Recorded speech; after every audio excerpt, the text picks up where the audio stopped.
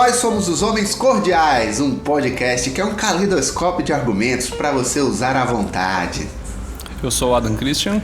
E eu sou o Rafael Ari. Vamos nessa?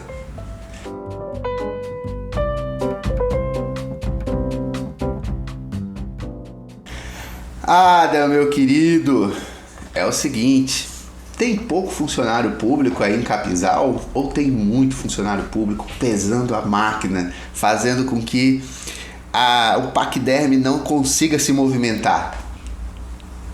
Olha, em Capinzal não deve estar muito fora da média dos municípios de pequeno porte do meio oeste catarinense, mas o nosso podcast tem uma proporção de 50% de funcionários públicos, né?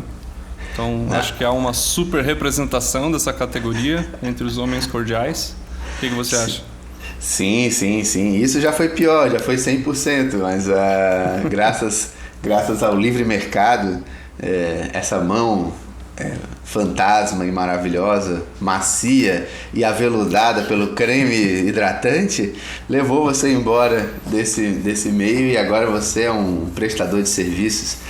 Mas Adam, vamos entrar no nosso assunto, né? Saiu na Folha de São Paulo e tem um debate aí que é bastante comum, que fala sobre o tamanho, né, a quantidade de funcionários públicos. Então, existe... E aí, claro, tem uma corrente ideológica que acha que tem que haver mais funcionários públicos, que faltam funcionários públicos e por isso os serviços não são bons. Há uma outra corrente ideológica que diz que não, que já tem funcionário público demais e que tem que acabar o concurso público, que tem que acabar, chega de funcionário público.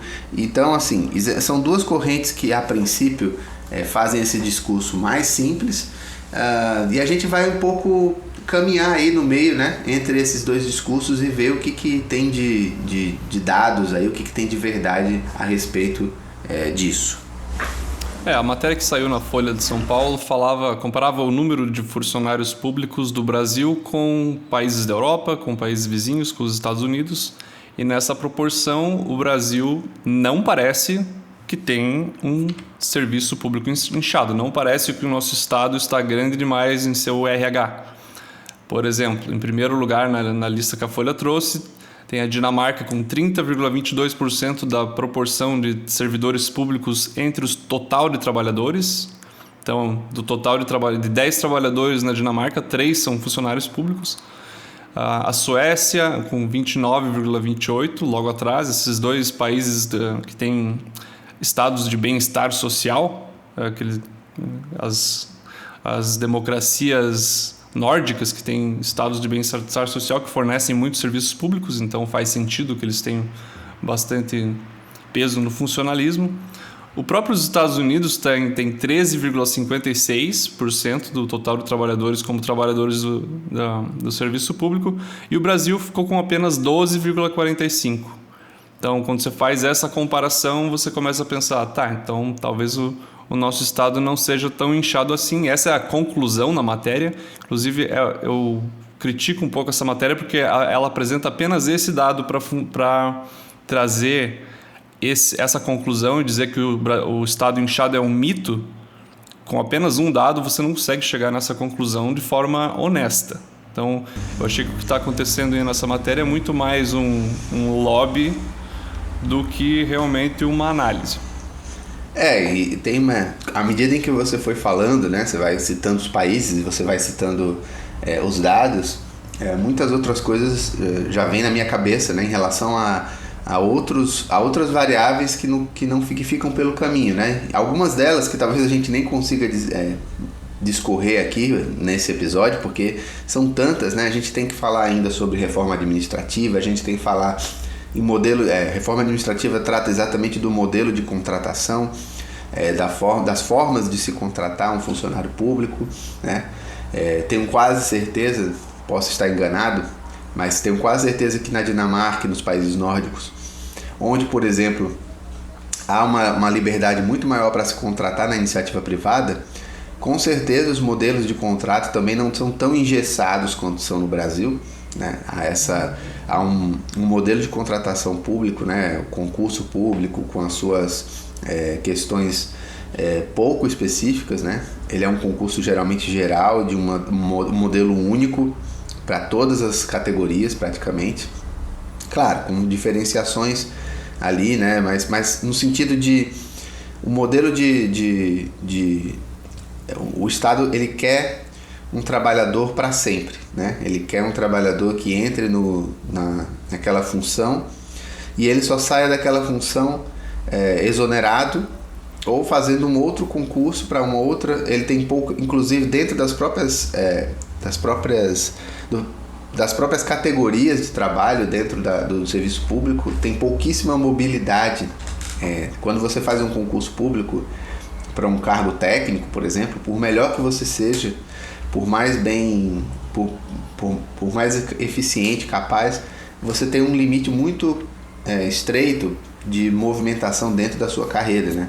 Então, estou dando exemplos assim de problemas que eu já vejo e que a reforma administrativa poderia vir a melhorar, mas que a gente não vai falar agora disso, senão a gente vai pular muito o assunto. Eu fiquei pensando aqui que quando você contrata no Brasil, você contrata para sempre e é quase como se fosse um casamento com o funcionário. Assim, ele entra no funcionalismo público e é muito difícil ele ser tirado de lá. E isso independente dele estar trabalhando bem ou estar trabalhando mal. Mas eu acho que isso é uma outra questão que a gente pode entrar em outro momento para pensar sobre a qualidade do serviço. Mas o que eu achei que faltou nessa matéria da Folha, que falou sobre a quantidade de servidores públicos nesses países, foi trazer os custos que o funcionalismo tem em relação ao tamanho desses países. E aí você já tem um cenário muito diferente e que já aponta o problema de quem diz que o Estado brasileiro é inchado. Então vamos lá, para a gente organizar direitinho. A gente falou que, então, se a gente pegar por um lado, ou seja, nós estamos vivendo nesse momento um governo que a gente bem sabe gosta de funcionalismo público, que não vai privatizar nenhuma empresa pública, se puder vai criar empresas públicas, que promete concursos, enfim. Existe toda uma base ideológica para isso, né? Obviamente que os funcionários públicos acabam tendendo a ser mais, vamos dizer assim, apoiadores, né, do PT, do governo Lula, do que, por exemplo, de um governo mais liberal, né? Não dá nem para dizer que era o governo Bolsonaro, que era um governo mais liberal, mas existia dentro do governo Bolsonaro aquela, vamos dizer assim, fatia ali, que era do Guedes, né? E que havia uma ideia de modernizar o Estado brasileiro, enfim, essas relações de trabalho. Mas, independentemente disso, a gente tem um dado que primeiro dado, o número de funcionários públicos, de fato, é menor do que nos Estados Unidos, por exemplo. Isso é um dado. Agora vamos aos dados de quanto custa o funcionalismo público nos Estados Unidos em relação ao tamanho do seu PIB e o quanto custa no Brasil. Em relação ao tamanho do PIB, que é uma métrica para você equiparar economias muito diferentes, então a capacidade econômica de cada um desses países varia, mas se você pega os gastos com funcionalismo como porcentagem do PIB, o Brasil já fica muito próximo da Suécia, que tinha mais do que o dobro em termos de proporção dos trabalhadores do funcionalismo, ou seja, o funcionalismo sueco é muito maior, mas ele custa proporcionalmente quase a mesma coisa que o funcionalismo brasileiro. Na Suécia são 12,5% e no Brasil é 11,9%. Isso para 30% em relação à força de trabalho na Suécia e no Brasil 12%. É isso. Isso. Claro, levando em consideração a diferença de tamanho das duas economias, mas ainda assim a gente gasta uma fatia da economia brasileira muito do mesmo tamanho da economia da Suécia para o nosso funcionalismo, que é consideravelmente menor do que o funcionalismo sueco. Então aí você já vê que o nosso funcionalismo público custa caro. E esse não é o único dado que a gente pode trazer para ilustrar essa situação, porque o gasto com funcionalismo no Brasil não é restrito só ao gasto que você vai ter com os salários dos trabalhadores da ativa, que é o que está sendo levado em consideração principalmente aí nesse dado. A gente gasta muito, por exemplo, com a aposentadoria do setor público, que é um regime próprio de aposentadoria, o RPPS, né? Separado do regime geral dos outros trabalhadores. Nosso regime de previdência merecia um episódio inteiro só para ser comentado, Mas aqui a gente gasta muito mais do que... A gente gasta muito mais com os nossos aposentados do funcionalismo público, proporcionalmente, do que a Dinamarca, do que a Suécia, do que esses países aí. Isso tudo entra nessa conta. Então quer dizer que agora a gente começa, né, a desvendar, e é muito... a palavra, vieram algumas palavras muito feias que eu não vou poder falar aqui para não, né, não ferir o ouvido de vocês que estão ouvindo, mas... chega, porque assim, qual é a estratégia, né? A estratégia é você escrever na Folha de São Paulo, que na internet é um site extremamente indexado, ou seja, assim que um garoto de 15 anos for fazer um trabalho na escola sobre tamanho do funcionalismo público, ele vai colocar funcionário público Brasil, o custo, sei lá, e vai sair a matéria da Folha. Então isso daí não é uma coisa, não foi uma negligência vã, não foi uma coisa, é simplesmente a maneira de você dominar o debate, porque você vai criando substrato, você vai criando referências, e aí isso vai se tornando realidade. Qualquer um que pesquisar hoje em dia vai usar essa matéria da Folha como referência. Várias organizações de trabalhadores, de funcionários públicos repercutiram essa matéria e comentaram: tá vendo? Esses liberais ficam falando que o Estado é inchado. Não, o Estado inchado é um mito, o Estado inchado é um mito. Virou um bordão agora para ser repetido, para ser é quase como que um anti-slogan para trazer em relação ao que muitos dos liberais falam, que o Estado brasileiro pesa muito. Então eles estão lá dizendo, não pesa, tá vendo? A gente tem poucos funcionários públicos comparados com esses países. Mas todo esse lado do gasto, que é o lado que importa no fim do dia também, porque se você tem um custo, ele limita o que você pode fazer com os recursos públicos, todo esse lado fica esquecido e a conclusão fica enviesada. A gente tá só num viés que é o viés do custo, né? A gente não está no viés que é o mais importante, que é a necessidade e a avaliação do serviço oferecido. Porque lembre-se, o que a gente está tentando dizer é o seguinte, o que a gente está dizendo, não é nem tentando dizer, a estrutura de carreira do funcionalismo público brasileiro permite que uma pessoa possa viver, não cumprir as suas funções por muito tempo, e não cumprir com qualidade, né, principalmente, e mesmo assim continuar sendo funcionário público. Então, esse é a maior questão, e que é uma questão que essa matéria da Folha, que é extremamente enviesada, e outras formas de avaliar o problema nem passam perto, entendeu? Que é a qualidade do serviço, que se o serviço está sendo fornecido ou não. Então a gente está apenas no custo. Vamos continuar então em outros dados para a gente passar para essa terceira fase, hein? E ainda dentro da questão do custo, no interior do funcionalismo público há uma diferenciação entre os tipos de funcionários e de servidores. Então você tem muito servidor na ponta que não estão ganhando, não tem um custo muito alto, que não ganham muito comparado com a iniciativa privada e com o resto dos trabalhadores do país, enquanto você tem uma pequena parcela, um grupo muito pequeno de funcionários, que a gente chama de elite do funcionalismo, que ganha muito dinheiro. Exatamente. Tem esse outro aspecto, né? Você vai falar aí de alguns dados ainda, principalmente da parte do judiciário, né? Comparando o peso do judiciário, por exemplo, né? Que na minha opinião a gente tem que começar a separar, para fazer uma análise muito mais apurada, a gente tem que separar, falar assim, o funcionalismo público como um todo é muito pouco preciso, né? No fim das contas, a gente tem uma elite que está ali no funcionalismo, no judiciário, está ali no Ministério Público, né? Esses que estão nessa super elite são mais ou menos 25 mil servidores, num universo aí de, sei lá, quantos servidores temos no total aí, Adam, no Brasil? Em 2019, eram 360 mil servidores do Judiciário, 304 mil do Legislativo e 10,23 milhões do Executivo. Então você tem uma divisão muito clara aí entre o grosso do funcionalismo público em relação às 3 esferas, né? Executiva aí, federal, estadual e municipal, tá, gente? Então ainda tem essa diferenciação. Geralmente os funcionários públicos em âmbito municipal ganham menos. São os que ganham menos, são os que têm menos.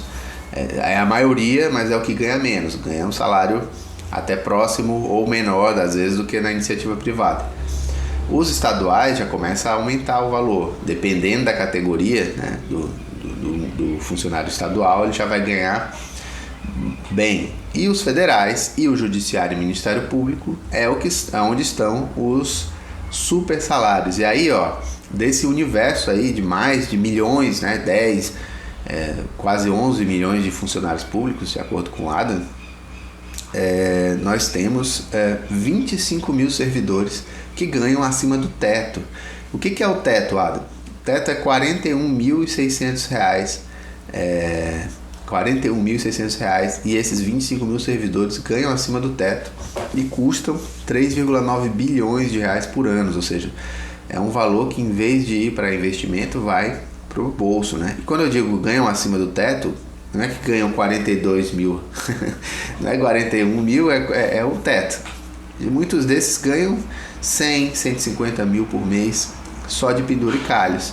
Então são esses 25 mil, para focalizar, né, para ter um foco aqui, são esses 25 mil servidores que muitas vezes não permitem que os recursos cheguem para o serviço. São esses 25 mil servidores que não permitem, por exemplo, que se contrate mais servidores, inclusive na ponta, porque eles estão drenando, eles estão sugando uma parte razoável dos recursos que iriam para o funcionalismo público. Então, a gente tem quando vai, né, deschavando, quando vai vendo os dados de uma maneira muito mais ampla, né, que é o que não fez a Folha de São Paulo, a gente vai enxergando onde está o foco, onde poderia ser feita a mudança e, de fato, a distribuição desses recursos. Isso estou falando apenas no universo dos recursos.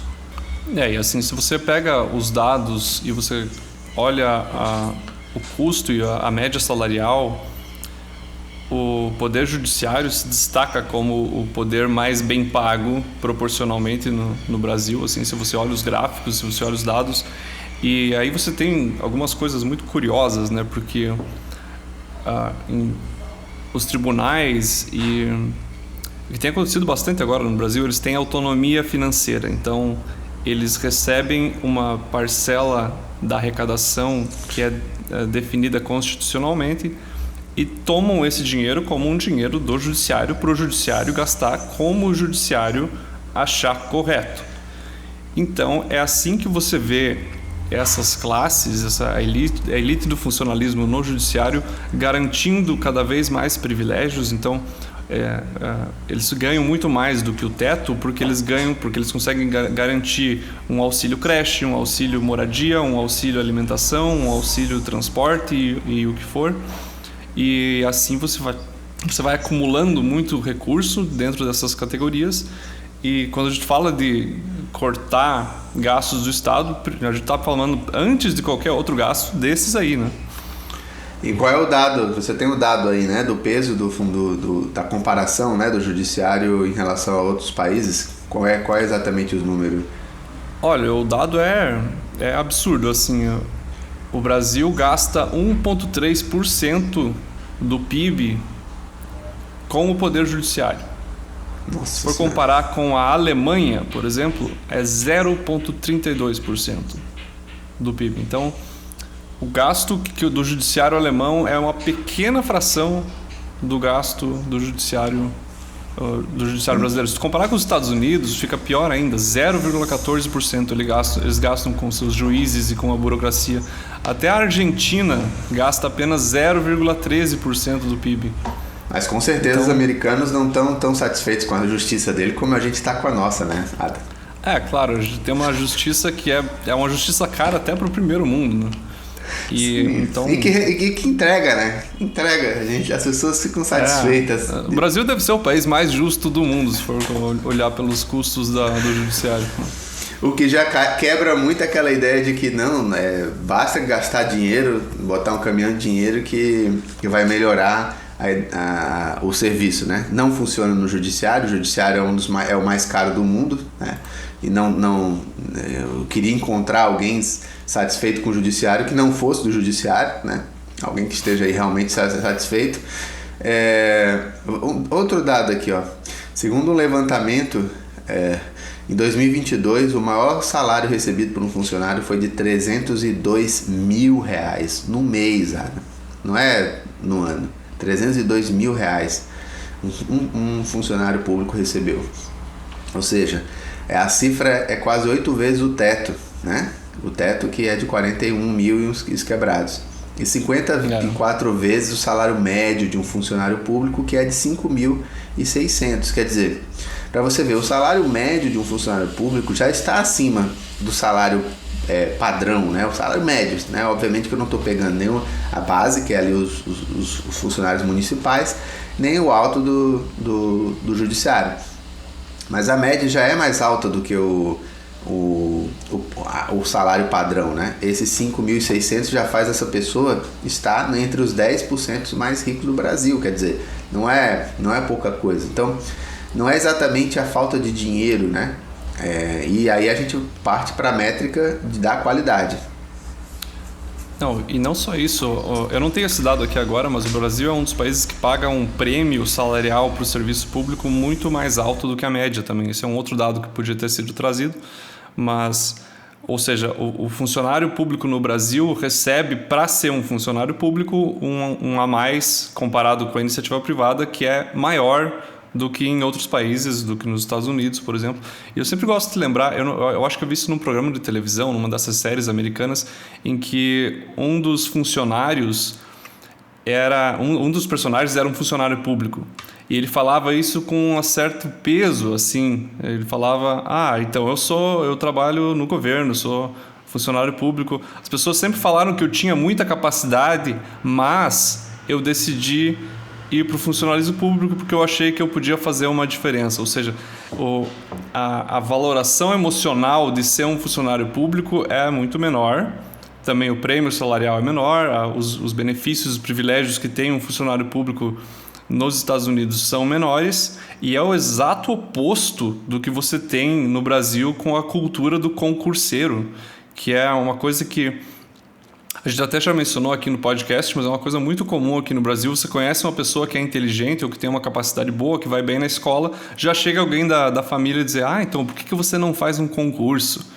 Porque se faz um concurso, você consegue ter os benefícios de trabalhar no setor público brasileiro, que é um bom emprego, te dá garantias, te dá estabilidade. E é isso, você consegue estar garantido para a vida toda uma vez que você passou nesse concurso. Então você tem fileiras e mais fileiras de jovens no Brasil estudando para concurso, passando anos, às vezes, dos seus anos mais produtivos, dos seus anos mais criativos. Eles podiam estar inventando coisas, podiam estar criando alguma coisa nova para o mundo. Não, eles estão lá decorando perguntinha da CESP para passar num concurso público e poder exercer alguma função burocrática de médio ou alto nível para o resto de suas vidas. E eu acho isso muito triste. Sim, é uma mentalidade, né? Não é uma... obviamente, eu sou funcionário público, sou professor da UFSC, eu exerço a minha profissão com muito... Eu não sou um concurseiro, não faria concurso para outra coisa. Eu sempre quis ser queria ser um intelectual, queria estar na universidade, queria estar debatendo, formando pessoas. Então, se eu não fosse esse, né? E aí, obviamente, a gente se move para onde se paga melhor. E hoje se paga melhor ainda nas universidades públicas, aos professores universitários.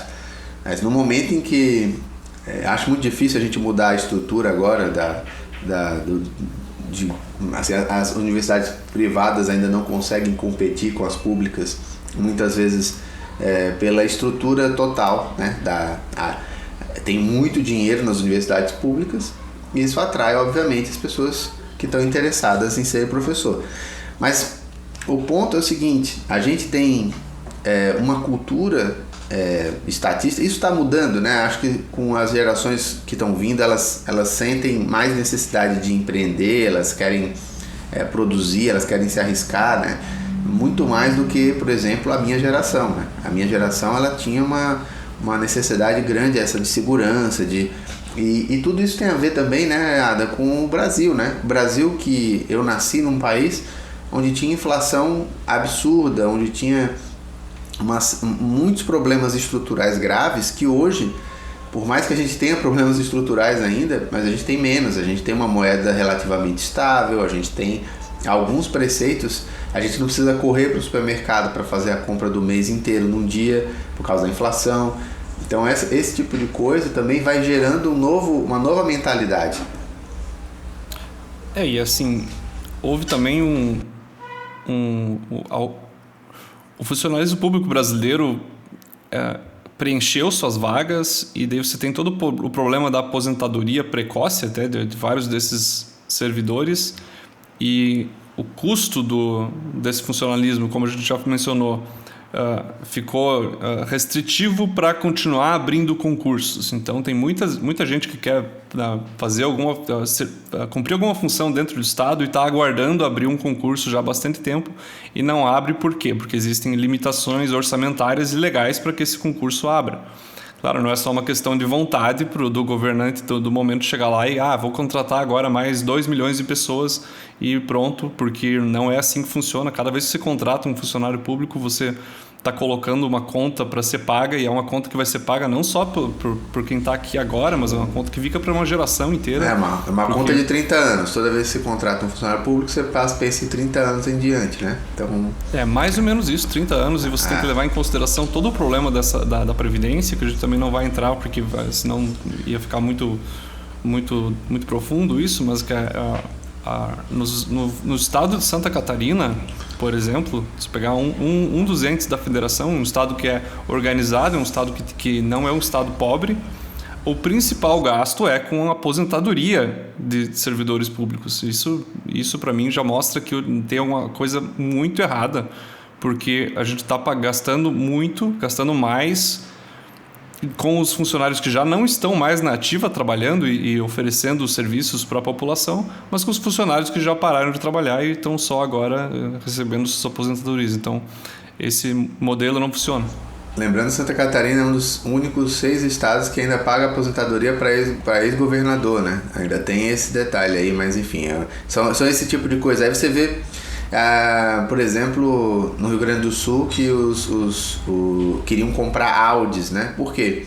Porque tem uma verba, né, que vai pro Judiciário, vai pro Ministério Público, e é uma verba que, enfim, eles usam, ou se eles não usam, voltam pro Judiciário, pro Poder Executivo, e aí para eles não devolverem, eles fazem de tudo no final do ano, né?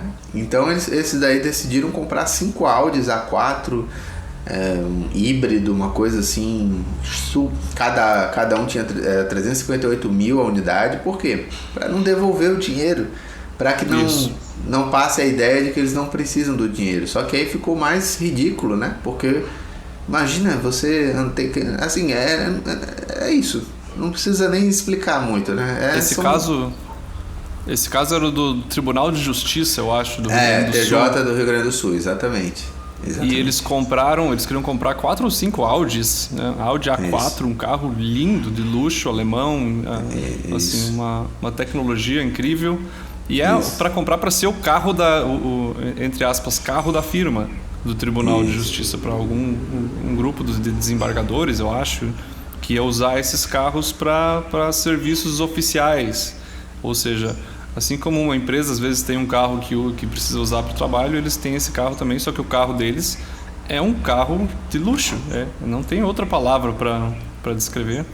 Sim. E assim, é uma coisa completamente desnecessária, porque quando você compra um Audi, você está comprando mais do que um jeito de se mexer, você está comprando uma sinalização de status. Tem que mostrar, tá vendo? Ó, aqui, tá vendo? Eu tenho dinheiro para comprar isso. E não faz o menor sentido um órgão público comprar um carro desse.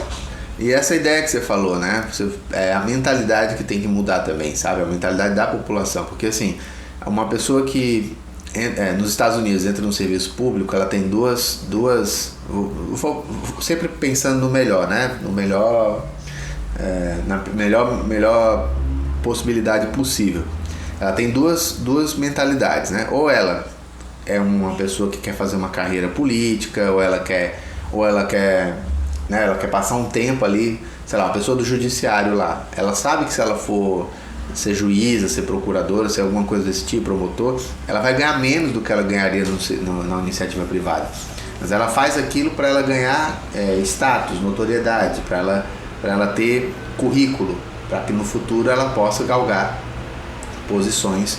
Por exemplo, vou dar um exemplo do Obama. O Obama é advogado e foi, vamos dizer assim... Defensor público, eu acho. Defensor público numa região pobre de Chicago. Isso galgou, fez com que ele galgasse exatamente o que ele precisava para se tornar senador e depois se tornar presidente da República. Então, quer dizer, esse é um ponto. Ou a pessoa é extremamente vocacionada, ela quer o funcionalismo público, ela não quer lidar com as outras questões da iniciativa privada, enfim. Esses são os dois pontos, vamos dizer assim, positivos, né? Ou as possibilidades. Aqui não. Um cara que vai ser juiz no judiciário, ele quer ficar milionário, ele se torna uma pessoa, ele se torna 1% mais rico no Brasil no primeiro dia em que ele assume a função. Então ele vai se distanciar. Isso, independente dele ser um bom juiz ou não. Independente da qualidade, e ele vai ficar ali para sempre se ele quiser, né? Então, assim, é esse tipo de mentalidade que a gente precisa atacar, inclusive com a reforma administrativa. Mas não essa que está aí, porque essa daí não coloca o Ministério Público e o Judiciário no bolo. Então, quer dizer, é como fazer uma reforma administrativa sem colocar as principais categorias que de fato oneram, né? Então, a gente precisa muito discutir reforma administrativa, não nesse episódio, mas eu acho que esses são os pontos principais que lidam, e a reforma administrativa lida com o terceiro ponto que a gente também não vai citar agora, que é a qualidade do serviço, né? Como é que a gente pode avaliar a qualidade do serviço, como é que isso também pode mexer os bônus, em vez de ser por tempo de serviço ou qualquer outra coisa, que é muito mais uma luta sindical do que qualquer outra coisa, por dinheiro. Como é que a gente pode ter estratégias de contratação, bônus, para serviço bem avaliado, enfim, todas essas estratégias para fazer com que as pessoas se incentivem a trabalhar melhor. Hoje o que você tem, essa questão do gasto do funcionalismo público está totalmente descolado da qualidade e do serviço que está sendo oferecido. Então você não tem os melhores funcionários ganhando mais, você não tem quem entrega mais ganhando mais, você tem, na verdade, quem consegue fazer o melhor lobby ganhando mais. Ou seja, quem consegue mandar as pessoas lá para o Congresso, para a Assembleia ou mesmo para a Câmara Municipal para pedir para os políticos na hora de votar e de pensar no orçamento, não, mas a minha categoria aqui, os defensores públicos de tal lugar querem ganhar um pouco a mais porque eles precisam, o tribunal quer ganhar mais, ou tal categoria quer ganhar mais. Então, o que você tem no Brasil é lobbies de serviço público muito bem organizados que conseguem garantir que esse custo continue aumentando, mesmo com a qualidade não aumentando e mesmo com o número de servidores permanecendo abaixo do que poderia ser ou que deveria ser para entregar um serviço para um país do tamanho do Brasil. Sim, inclusive você falou isso aí, eu estou procurando aqui o dado, que os deputados federais, funcionários públicos, os funcionários públicos têm uma quantidade de funcionários, né? Os funcionários públicos têm uma quantidade de deputados federais muito maior, uma bancada muito poderosa, né? De deputados federais funcionários públicos, muito maior do que inclusive a sua quantidade a sua representação na sociedade também, né? Não sei se eu estou meio enrolado, mas eu acho que dá para entender. Então, quer dizer, e aí, obviamente, uma bancada, uma bancada grande de funcionários públicos dentro da Câmara Federal, obviamente que eles vão legislar em causa própria. É difícil eles legislarem contra. Eu lembro de um caso na Assembleia que, eu não vou dizer qual que era a categoria, mas que bateu lá nos gabinetes dos deputados para pedir um aumento da remuneração, e o argumento que eles vieram lá um grupo grande de pessoas, eles chegaram com papéis dizendo: olha pessoal, a gente precisa aumentar a remuneração dessa categoria, que é uma categoria muito importante, porque senão a gente não vai conseguir atrair as pessoas para esse trabalho, ou seja, ninguém vai querer trabalhar fazendo isso se a gente não aumentar o salário. Ok, daí você vai olhar quanto que era o salário inicial deles era R$12.000 por mês. E se abrir um concurso para aquela categoria com esse salário, a fila e a relação candidato por vaga vai ser gigantesca, porque todo mundo vai querer entrar dentro daquela categoria. Mas ainda assim eles estavam lá na Assembleia chorando, dizendo que não, se a gente não aumentar o salário que estava em 12 mil, se a gente não aumentar essa remuneração, ninguém vai querer trabalhar aqui, a gente vai ficar 100 pessoas para o que é um completo absurdo. Então, vamos lá. Para finalizar esse nosso papo de hoje, acho que ainda tem muita coisa para falar, tem ainda sobre qualidade de serviço, talvez modelos, né, de outros países, como é que funciona o funcionalismo público lá, reforma administrativa, talvez pegar a reforma administrativa que está sendo proposta assim que ela realmente começar a andar e a gente fazer uma análise aqui mais apurada dessa reforma. Que eu já adianto, né, no momento ela não inclui o Ministério Público Judiciário, o que é um erro enorme. Mas o que a gente percebeu? Sim, temos menos funcionários públicos do que outros países em relação ao número de trabalhadores, porém temos um peso gigante e concentrado em algumas categorias no orçamento, né? Ou seja, nós temos menos, mas uma parte ínfima desses funcionários públicos causa um peso enorme no orçamento, custam caro e não temos nenhuma medição de eficiência, né? O que temos é a sensação de que, por exemplo, o judiciário não entrega tanto assim para ter esse valor absurdo e desproporcional em relação ao mundo. Não vale o que custa o judiciário. E a questão é que a conclusão que a Folha e os seus especialistas, entre aspas, falaram de que o Estado inchado no Brasil é um mito, para mim está errado. O Estado brasileiro é inchado sim, ele custa caro, ele entrega menos do que deveria, e essa que é o verdadeiro problema, né? A imagem é a seguinte, não é uma infecção bacteriana, ou seja, onde tem uma quantidade gigante de bactérias inflamando o membro. É um tumor mesmo, é concentrado, entendeu? É concentrado naqueles 25 mil servidores que ganham, por exemplo, um salário por mês de 300... Gente, faz as contas, 300 mil dividido por 12. Vamos lá, 300 mil aqui dividido por 12. É 25 mil reais por mês que um cidadão ganhou em um mês.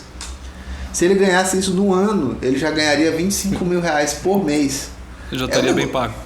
É um negócio... Não, meu Deus.